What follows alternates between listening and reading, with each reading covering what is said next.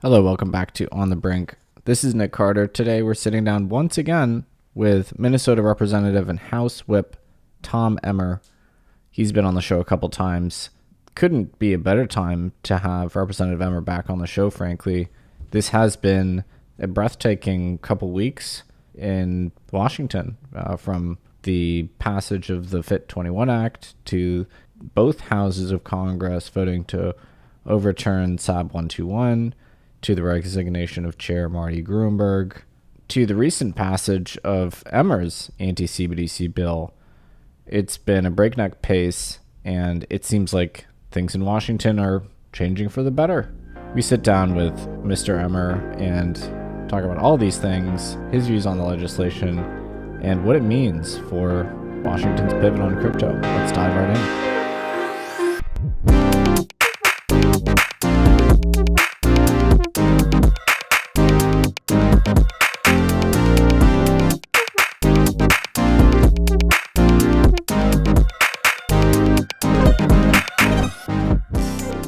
This is a pretty historic week, I would say, in terms of policy and legislative developments in crypto, and we're honored to have Whip Emmer on the show again for the third time. Tom, welcome back to the show.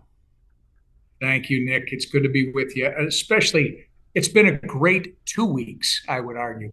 Yeah, I mean, I don't even know where to start.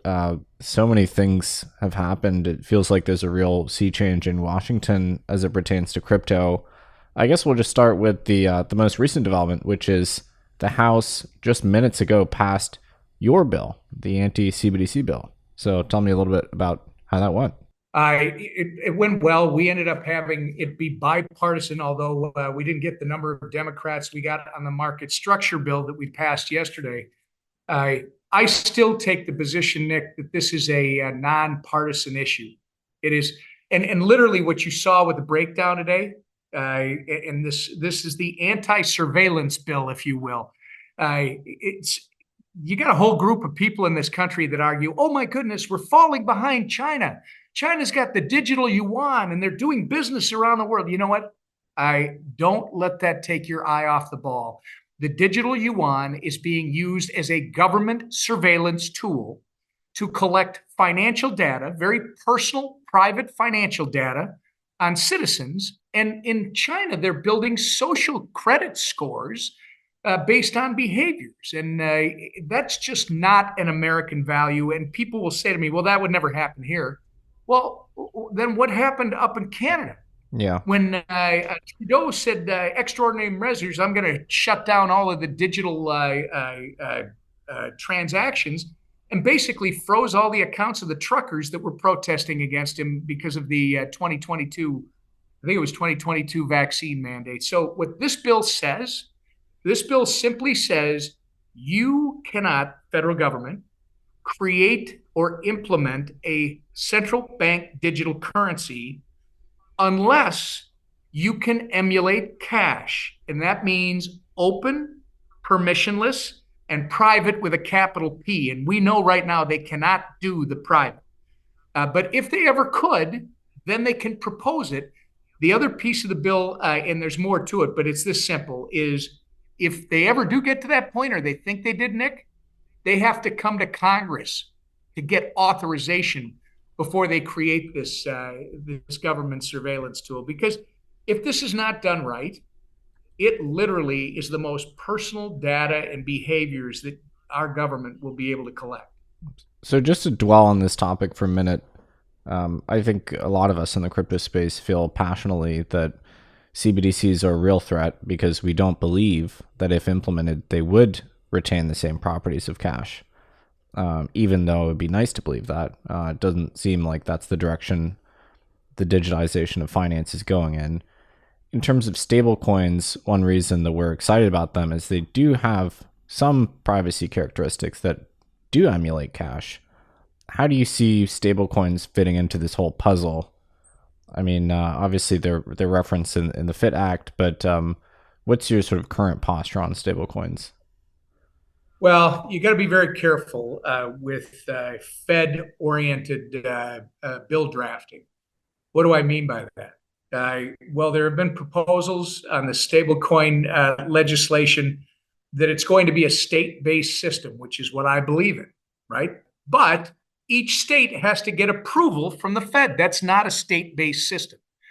We have to be very vigilant. We have to pay attention to what's going on, because a lot of these bills get drafted by people here in Washington, D.C., who literally are former employees of the Fed or the Treasury, or they want to be employees of the Fed or the Treasury. And I go back to it. If this is not a Republican Democrat thing, what this comes down to is central control, top-down central control versus decentralization of not only finance, but of the population, that we do not need to have concentrated information in one place if we decentralize. And then Nick Carter and Tom Emmer can do business together, peer-to-peer business. The control freaks, and I'll put the senator from Massachusetts, who shall not be named, I'll put her as one of the leaders of that thought process.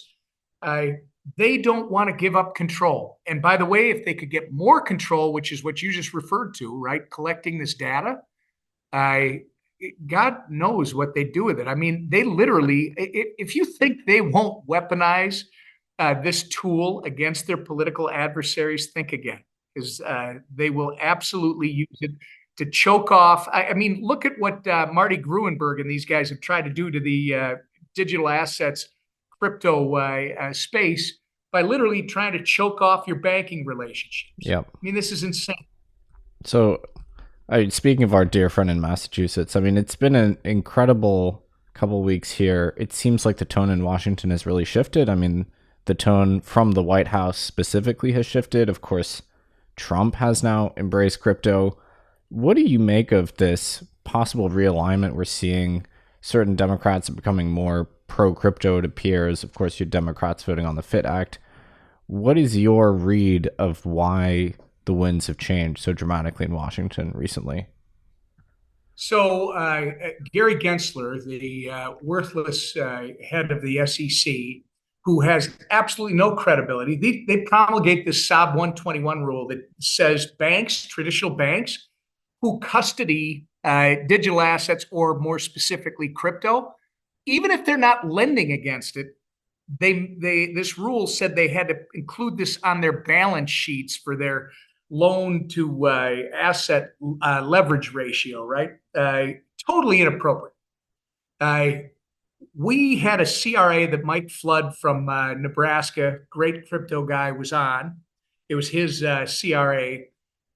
May 8th, if your listeners go look, May 8th, President Biden sent out a letter with a veto threat for SOB 121, the CRA. That night, May 8th, President Trump literally announced, "I am the pro-crypto candidate." And from that point forward, Nick, we have seen some flashes of light that are really interesting, like Chuck Schumer, of all people, leading 11 Democrats in the Senate to vote for the CRA that Joe Biden said he'd veto. And then you saw 71 Democrats in the House yesterday join with Republicans to vote for a digital assets market structure bill. I mean, there's definitely something going on. And I got to give, even though, again, this is central government, central control people versus liberty-minded, self-determination people that want to make our own choices. It's not Republican, Democrat. You've got to give President Trump credit, because he recognizes, and he has listened to those of us that have been talking about this. There's an age group. Let me put it this way. If you look at the people who are opposing this legislation in Congress, Nick, they're dinosaurs. They're old people. Young people, this is where they live. The voting bloc 18 to 40, they don't want people that look like me or older telling them, you should be worried about the internet. You should, no, they want the internet to explode. They want every opportunity they can to make it better and to make the world a better place. They do not trust politicians who are telling them no. The Elizabeth Warrens, in this case, Joe Biden. And I think what has happened is, once Trump made that statement, I mean, he'd been giving us indications already, right? He said there will never be a central bank digital currency, but he literally, when he came out and said, I am the pro crypto candidate, I think that really caused the Biden folks to shudder and go, oh my gosh, what are we going to do about this? Because we already got all these other problems with different voting bases. This one has become very active, which I got to compliment you and everybody involved and in not only raising your voices, but becoming active so that you have become a political force in Washington, D.C. And it's really amazing to see. Well, you saw an expression, you may not be interested in politics, but it's interested in you. Politics is certainly interested in the crypto space, so we don't really have a choice, really, except to get involved. Well, you know what they say, Nick? They say if you're not at the table, you're on the menu. I have been surprised, though, because it's not typical of the Democrats to follow Trump's lead on anything. And, of course, he goes to this dinner at Mar-a-Lago and he says, I support crypto, reversing himself from his prior view a few years ago. And I could have seen the Democrats just go the other way and say, well, we're, of course, diametrically opposed to Trump on this matter. Do you think that they maybe saw something in the polls saying, oh, the crypto single issue voters, that's a bigger block than we thought it was? You know, that could swing the election? Absolutely, I do. And it's not just it could swing the election. You start combining this with traditional Democrat voters, Black, Asian, Hispanic, even liberal Jews that are now actually looking at Republican candidates. They're not going to vote for Joe Biden. And you start combining all the young people and the innovators and the entrepreneurs that are in this space. Yeah, this is it has a cumulative effect. And look, I don't expect them to go against Trump. I expect them to recognize because what Trump's doing is he's telling people, I have evolved, I've learned, I believe this is the future and the future is now. I will be the pro crypto guy. If that is your issue, I'm the guy. And Biden, I think that scares the daylights out of him because it is a very potent group. And I think it is bigger. If you see just the sliver that we have when you look at polling, well, that usually is just the tip of the iceberg. There's a much bigger piece below that. So I do think they're very concerned about it. So SAB121 is an interesting one because that's something we've been talking about on this podcast for years, and it was a very esoteric and very niche issue, but it is very problematic because it meant that the largest financial institutions, banks, couldn't really touch crypto at all. They had to treat it like an asset on their balance sheet, even if they were custodying it for a third party. And it always surprised me that Democrats would take the other side of that rule made by the SEC, because in my view, this would allow the largest, most regulated financial institutions to take charge of crypto custody, which if you wanted to centralize power, for instance, that would be good. You would have at least more oversight over the crypto custody market. So I always found it very curious that the Democrat posture on SAB 121 was being in favor of it. Well, remember, though, this is coming from two people who, Elizabeth Warren and Gary Gensler. Elizabeth Warren, clearly over the last 2 weeks, I think we see evidence that her influence is starting to wane. And Gary Gensler, I mean, that guy's just lost all credibility in this space. It's interesting when you have 21 House Democrats vote with the Republicans on the CRA to eliminate SAB 121. And you've got 11 Democrats in the Senate, led by Schumer again, voting against their own administration in an election year on an accounting issue. This is pretty big. And look, Gensler, we know, is a bad faith regulator. And I think that's become way too obvious, even for Democrats. It is remarkable that this became a Senate and House priority. I mean, this is a minor accounting issue, should never have escalated. We should never have seen the Biden admin feuding with his own party over it, issuing a veto threat. It should have been overturned straightforwardly. What do you make of the veto threat now? Do you expect Biden to follow through on that? I think what Biden should do, if he's smart politically, he would just end the rule. He wouldn't sign the CRA. He just announced that the rule has been declared void and invalid. That way he doesn't have to violate his veto threat, and everybody gets what it is they wanted. SAB 121 is no longer on the books. But these guys just continue to surprise me by their incompetence and their ineptness. It's like every time you tell them this is a good idea, they're like, well, no, we have to do just the opposite, right? Not listening. Here's the problem. They're playing politics with all these issues, Nick. Again, not to be partisan on this, but they're playing politics with all these issues. And because they're doing that, they are failing to listen to the people that this is so important to them. And I think it doesn't matter with you whether you're a Republican, a Democrat, or other in the crypto world. If the elected officials, regardless of their party persuasion, are not going to listen to you, you're not going to support them.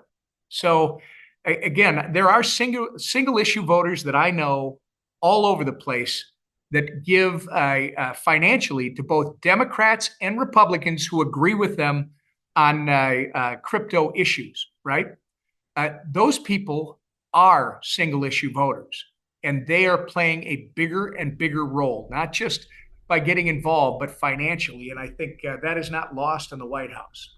So one of the developments I wanted to talk about, which personally was very meaningful to me, was the resignation of Marty Gruenberg, FDIC chair. I've agitated against him for some time. I mean, frankly, I was scandalized by what I called choke point 2.0, which, as you refer to, is the systematic debanking of crypto firms, which he executed choke point 1.0 under Obama, then extended it targeting crypto under Biden, and went further than that. In fact, the FDIC is now systematically targeting fintechs, banking as a service, embedded finance, which people actually haven't realized yet, in my opinion.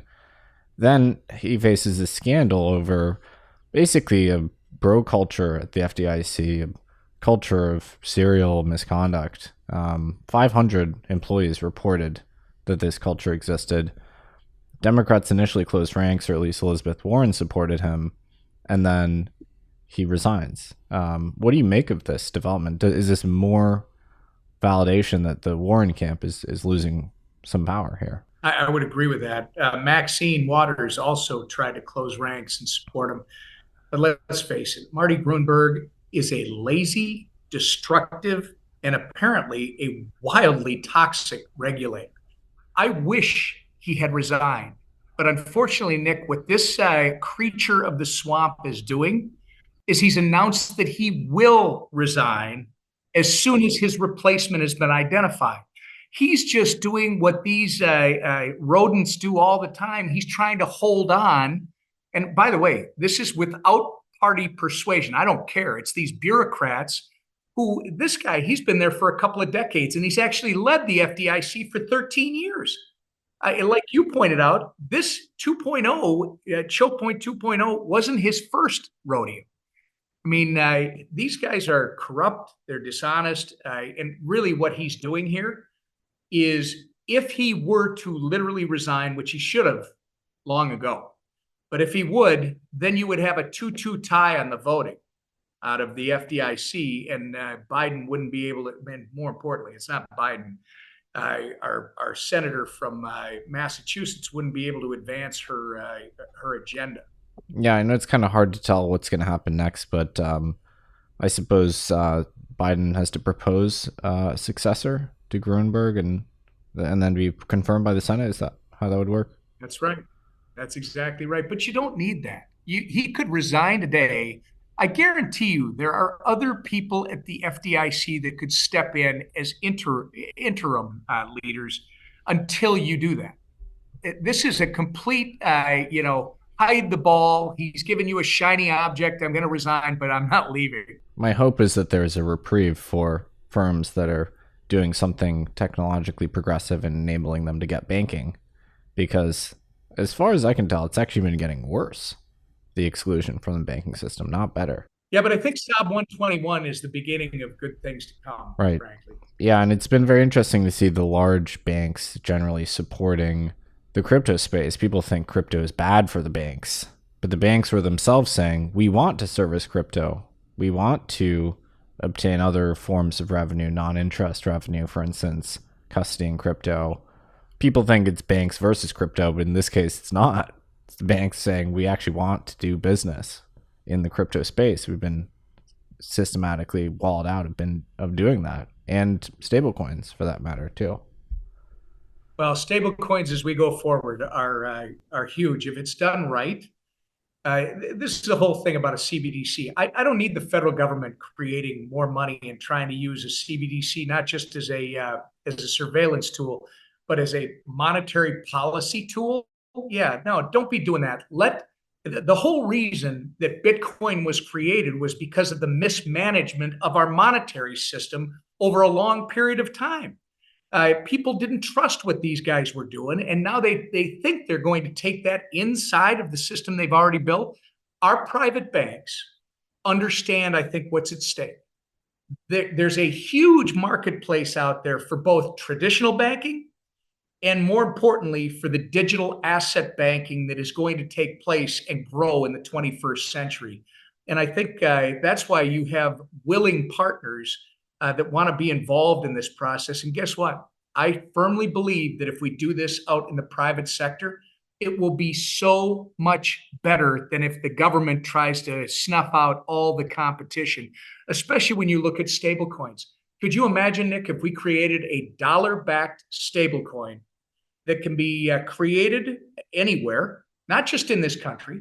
It can be traded anywhere. You can create it somewhere else, but it has to be, if we're going to recognize it, has to be backed by US dollars. Guess what? You know, the cab driver down in Brazil would love to do business in dollars. Can't do that right now. But if you have a dollar-backed stablecoin, they could. If we do this right, the benefits to this country in solidifying our reserve currency status and being able to lead in this area, I think will be ensured.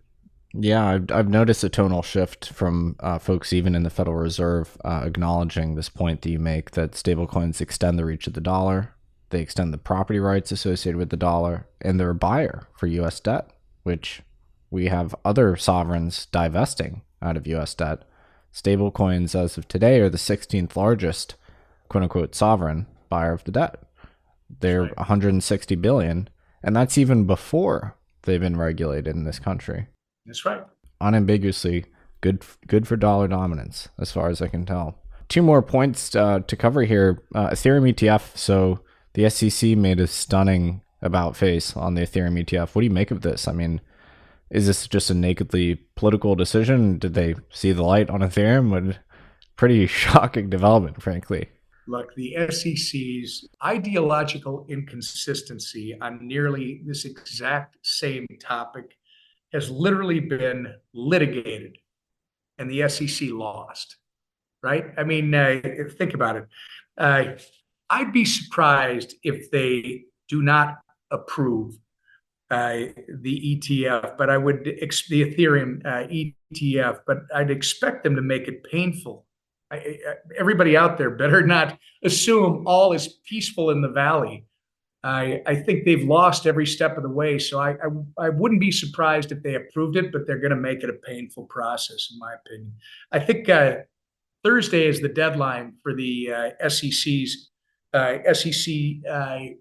It is the SEC deadline to approve SIBO's application. So we'll see where it goes.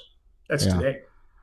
That is today. The FIT Act, FIT.529, that was also pretty landmark, passed the House with a lot of Democrats as well. This specific legislation, I mean, obviously it's really validating to see a super bipartisan piece of legislation, and a piece of legislation that carves out regulatory boundaries in terms of laying out what's the role of the CFTC versus the SEC. That's what we've been waiting for all these years. What do you make of this bill? I mean, what's the significance of it in your mind? Well, it's not perfect, but it is a very good start. And literally, what it's doing is because people like the head of the SEC right now, because they haven't issued any rules, because they haven't issued any guidance where entrepreneurs, innovators, creators can see what the rules of the road are going to be so they can evaluate uh, what the pros and cons of doing business here in the United States are. They've been driving this innovation away now for years. This bill is the first step towards creating a regulatory framework that people can understand and people can rely on. If this becomes law, if it does find its way through the Senate and across the president's desk, you are going to have a situation where a centralized investment contract, right, is under the purview of the SEC. But when that investment contract evolves or matures into a decentralized project, whatever that goal is, guess what? The SEC is no longer involved because there is no central control. So, and then it takes the commodities and put them where they rightly should be, which is within the CFTC. So you don't have this, machine gun regulator approach that, they're all trying to grab a piece of this thing. And I do think it was good, and I think I've already pointed out it's very interesting to me that all of the members who opposed it are old. They are dinosaurs. Their only understanding is two-dimensional, right? They started reading books. They like newspapers. They probably still punch the buttons for the radio in their car, right? This is a new world that we're living in, and I think what yesterday showed us is Congress is moving in the direction of recognizing we are now in the 21st century, the technology age, full bore. I mean, the end of the last century, it started, but this thing is blossoming while we talk. And I think Congress recognized that yesterday. I think there's a lot more to come. In terms of the Senate, sister bill in the Senate, it's kind of unclear, right? I think most of the work was done in the House for the FIT21 Act. So kind of unclear what the prospects are for the Senate. Is that a fair characterization? I think it is right now, but remember, the Senate is controlled by Democrats, and Schumer showed us something we never expected last week on SOB 121. And it just depends on where the Biden White House is in what they may or may not do. So, no, I wouldn't get overly hopeful. I think there have been some issues with people that are territorial about this stuff. And I'll leave that to you and your listeners to weigh in with their representatives, whether they be senators or members of the House, and let them know, look, we need this. We expect this to happen. Let's get over ourselves and get it done. So pretty remarkable 2 weeks here, some complete victories and some partial ones. What would you say is on your wish list here legislatively on a go-forward basis as it pertains to crypto? What else would you like to see? Well, I want to see the right kind of stablecoin legislation. I really do. And I don't think we're there yet. I don't know that we'll get there in the next 3-4 months. It's just you're into full election mode, campaign mode, which is going to become more and more evident when we get to July. You've got the Republican convention, August, you got the Democrats convention in Chicago. And then before you know it, boom, we're there. It's November. So I wouldn't want people to get a false hope that this is going to happen within the next 60, 90, 120 days. But I can tell you all the work that's being done right now, you could have some opportunities during the lame duck. And even if you don't, I do believe the White House is changing. I think Democrats are changing because they're starting to recognize this is a very powerful group. And by the way, the issues that you're dealing with are extremely potent for everyday Americans. They don't want their government spying on them. They want the freedom to self-determine, make their own choices. They want to control their own data. They don't want to be part of an algorithm that somebody, either private or the government, has collected all of this personal data and is directing them, influencing them on the internet. All of this is related. And I think once we get to the next Congress, a lot of the stuff that we're doing right now, if it isn't already in law, you're going to see a lot more of it, and it will be law. I think if it's President Trump, I'm very confident. If it's Joe Biden, if it continues to go the way it's going, I won't guarantee it, but hopefully we're seeing the last of the senator from Massachusetts influence and of Gary Gensler, period, and Marty Gruenberg and all of these bums. Well, Tom, I know you're tremendously busy at the moment, and as always, we appreciate your work and advocacy on these topics. I mean, especially the cross-examination you gave Chair Gruenberg last year. That was awesome. So thank you for your work, and congrats on the CBDC bill, and can't wait to see what you do from here. Thanks a lot, Nick. Appreciate what you're doing.